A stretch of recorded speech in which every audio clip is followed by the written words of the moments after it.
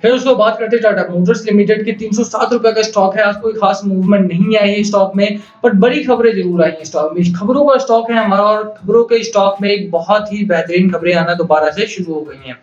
Chart pattern पर एक अच्छा ब्रेकआउट देखने को मिला है, जिसकी वजह से लगता है कि अब यहाँ से आगे आने वाले जो दिन होंगे हमारे टाटा मोटर्स इन्वेस्टर के लिए और टाटा मोटर्स के लिए, वो बहुत ही बेहतरीन होने वाले हैं। आप देखेंगे इस वीडियो में हम बात करेंगे कुछ एक खबरों की, कुछ एक चार्ट पैटर्न्स की, जिससे आपको तय हो जाएगा कि यहाँ पर बने रहना है या फिर बेच के निकलना है। टाटा मोटर्स में खरीदारी का दौर दोबारा शुरू हो गया है। डिलीवरी परसेंटेज में उछाल देखने को मिला है। कई बढ़िया खबरें देखने को मिली हैं। सबकी बात करेंगे एक-एक करके। टारगेट क्या होने चाहिए हमारे यहाँ पर? खरीदारी करनी है तो कौन से लेवल पर करनी है? कब तक रुकना पड़ेगा आपको टारगेट के लिए? ठीक है? सब कुछ एकदम डिटेल में बात करेंगे। चलिए शुरू करते हैं। बट उससे पहले अगर आप चैनल पर नए हैं तो प्लीज चैनल को सब्सक्राइब कर दो and hit that bell icon ताकि आपको नोटिफिकेशन मिल सके। चलिए स्टार्ट करते हैं। बात करें टाटा मोटर्स लिमिटेड की, तो आप देखेंगे आज का जो चार्ट रहा है हमारा, वो बहुत अच्छा नहीं रहा है। वीक चार्ट नहीं कह सकते हैं, बट हाँ न्यूट्रल चार्ट हमारा यहाँ पर रहा है। और न्यूट्रल चार्ट रहने का एक और मतलब होता है कि आप देखिए कि अगर काफी टाइम से न्यूट्रल जोन में है और वहां पर प्रेशर नहीं है, तो वो अपर साइड जाने का मतलब होता है। इस चार्ट पैटर्न को अगर आप देखेंगे तो यहाँ पर मैकडी जो है हमारा, वो स्ट्रांगली बुलिश जोन में है। ठीक है, यहाँ पर जो हिस्टोग्राम है वो डाउन साइड जरूर है, बट उसके बावजूद यहाँ पर एक अच्छी रैली आने की उम्मीद आप कर सकते हैं। आरएसआई स्ट्रांग है हमारा, प्राइस मोमेंटम काफी स्ट्रांग है। 50 का हमारा आरएसआई है, यानी कि 50 प्लस का आरएसआई, यानी कि इन्वेस्टर्स का जो इंटरेस्ट है वो काफी बढ़िया है इस स्टॉक में। और यही एक बड़ा रीजन है कि लगातार मोतीलाल ओसवाल की तरफ से या सिक्योरिटीज की तरफ से, जेफरीज की तरफ से टाटा मोटर्स को लेकर के बड़ी बाय कॉल्स विद बड़े टारगेट आ रहे हैं। ठीक है, अब बात करते हैं, चलिए लेकर चलता हूं आपको खबर पर कि खबर क्या है हमारे सामने, और जिसकी वजह से मुझे लगता है कि टाटा मोटर्स अब एक्सपेंशन में बहुत ध्यान दे रहा है। और यहाँ से सेल्स रिपोर्ट जो आई थी टाटा निक्सन को लेकर के, वो बहुत ही बेहतरीन थी। देखिए ये खबर है जो आई है, Tata Motors Limited, country's third largest passenger vehicle manufacturer, on Tuesday announced opening of 10 new dealerships in the National Capital Region to improve retail sales of its vehicles. The Mumbai-based company has witnessed significant recovery. आपको ध्यान देना है यहाँ पर, recovery in sales in financial year 21 despite कोविड-19 induced economic downturn and plans to consolidate on its recent success. ठीक है, तो यहाँ पर लगातार एक अच्छी रिकवरी टाटा मोटर्स की सेल्स में देखने को मिल रही है, डिस्पाइट द फैक्ट दैट कोविड-19 has hit the country hard. ठीक है, उसके बावजूद भी यहाँ पर एक अच्छी रिकवरी इसके सेल्स में है। और जो टाटा निक्सन को अगर आप देखेंगे, ये तो पैसेंजर व्हीकल की बात हुई, अगर टाटा निक्सन ने जो इलेक्ट्रॉनिक व्हीकल लॉन्च किया था, 14,000 से ज्यादा की गाड़ियां उन्होंने बेची हैं। 14,000 क्वांटिटी से ज्यादा की गाड़ियां इन 3 महीनों में मात्र बेची हैं उन्होंने। तो ये एक लंबा मतलब बड़ा एक बेंचमार्क है इलेक्ट्रॉनिक व्हीकल्स के एक मॉडल के लिए। आप सोच सकते हैं कि सिर्फ एक मॉडल, वो भी इलेक्ट्रॉनिक व्हीकल का, इतनी डिमांड में है इस समय पर। और वही एक चीज हमें बताती है कि टाटा मोटर जो इस समय पर, जिसका इलेक्ट्रॉनिक व्हीकल का जो सेगमेंट है वो बहुत ही बेहतरीन चल रहा है, बहुत स्टैब्लिश सेगमेंट है हमारा, उसकी वजह से यहाँ पर एक बड़ी रैली आई थी और दोबारा से स्टॉक हमारा रेडी हो रहा है उस बड़ी रैली को दोबारा से रिपीट करने के लिए। आप देखिए कि एक साल में 371% का रिटर्न आप ऑलरेडी कमा चुके हैं। 6 महीने में 112, 3 महीने में 57%, 1 महीने में थोड़ा सा बाजार हमारा डल रहा है, जिसकी वजह से सिर्फ टाटा मोटर्स ही नहीं, बड़े स्टॉक्स भी गिरावट में रहे हैं। ठीक है, तो उसके लिए नहीं घबराना है। बट हाँ, अगर आपने लॉन्ग टर्म में इसको स्टॉक को होल्ड किया हुआ है, तो आप जानते हैं कि कितने लोअर साइड से स्टॉक हमारा आया है। 120 रुपए, 130 रुपए से बाइंग प्राइस लोगों का है और उन्होंने यहाँ तक की जर्नी तय की है। तो एक बढ़िया प्रॉफिट उन लोगों ने कमाया है यहाँ तक, और आगे भी हमारा जो स्टॉक है वो रेडी हो चुका है आपको ये प्रॉफिट देने के लिए। यहाँ पर एक खबर तो हमारी शोरूम वाली है जो कि काफी बेहतरीन है।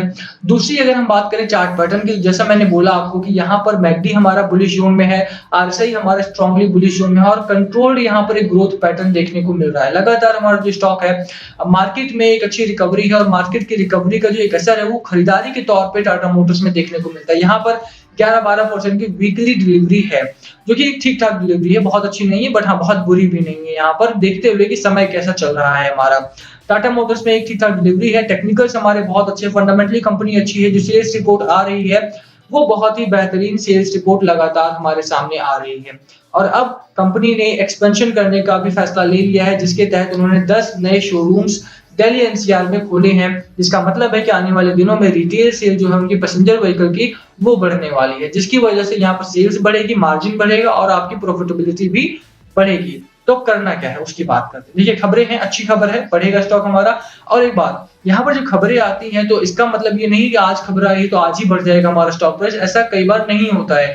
तो आपके लिए ये बस खबर हो सकती है, बट कंपनी के लिए एक लंबा चौड़ा प्लान होता है जिसके ऊपर कंपनी वर्षों से काम कर रही होती है। मान लीजिए अगर आप इन्होंने 10 शोरूम्स ओपन किए हैं, तो इसके पीछे लंबी मेहनत रही होगी इनके, ठीक है? लंबी मेहनत से मेरा मतलब है कि लगातार इन्होंने एटलीस्ट 2 से 3 महीना प्लान किया होगा, कहाँ पर ओपन करना है, कहाँ पर किस तरह से होगा, और अब जब ओपन हुआ है तो यहाँ से सेल्स आएगी, सेल्स के बाद इनका प्रॉफिट होगा, प्रॉफिट के बाद डेट पे करके मार्जिन इनका इंप्रूव होगा। तो वो प्रोसेस भी आपको नज़र रखनी होती है। आपने सिर्फ स्टॉक नहीं बाय किया है, आपने बाय किया है कंपनी का एक हिस्सा, तो कंपनी जिस तरह से परफॉर्म करेगी, उसी तरह से आपकी प्रॉफिटेबिलिटी भी बढ़ेगी। तो वो आपको ध्यान रखना है यहाँ पर लगातार कि किस तरह से कंपनी परफॉर्म कर रही है हमारी आने वाले दिनों में। ठीक है?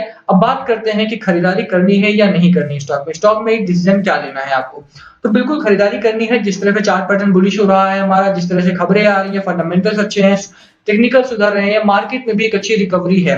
देखिए, अब कोरोना का जो डर था वो डर है अभी भी, रियल लाइफ में उससे डरिए, बट यहाँ पर मार्केट में थोड़ा-सा कम डरिए, क्योंकि आप देखिए ऑल टाइम हाई पे हमारा कोरोना वायरस चल रहा है, बट उसके बावजूद भी यहाँ पर उतनी ज़्यादा गिरावट मार्केट में नहीं है, बल्कि रिकवरी आ रही है। तो रिकवरी को ध्यान में रखिए यहाँ पर, और उसके साथ ही खरीदारी कीजिए। बाय एंड डिप्स की स्ट्रैटेजी लेकर के खरीदारी करनी है, एक साथ बहुत सारा माल नहीं उठाना है, क्योंकि मार्केट अभी भी उसी रेंज में है, 14,250 14,850 के बीच में। तो इसका ध्यान रखना है, जब तक 15 के ऊपर की क्लोजिंग नहीं आती, तब तक बहुत भारी भरकम खरीदारी यहाँ पर नहीं करनी है।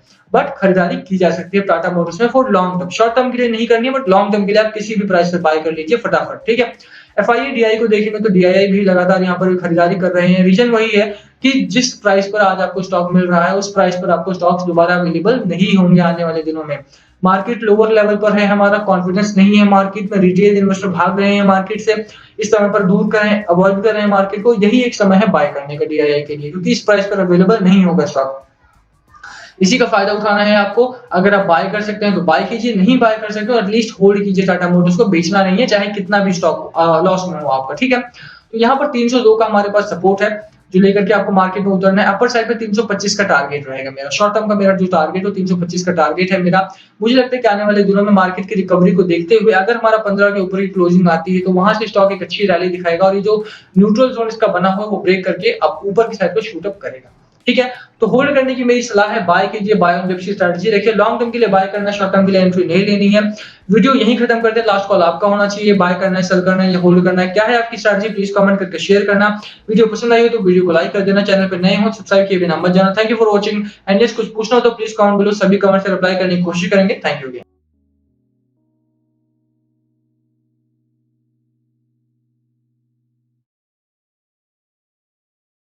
What we do here is go back, back, back, back.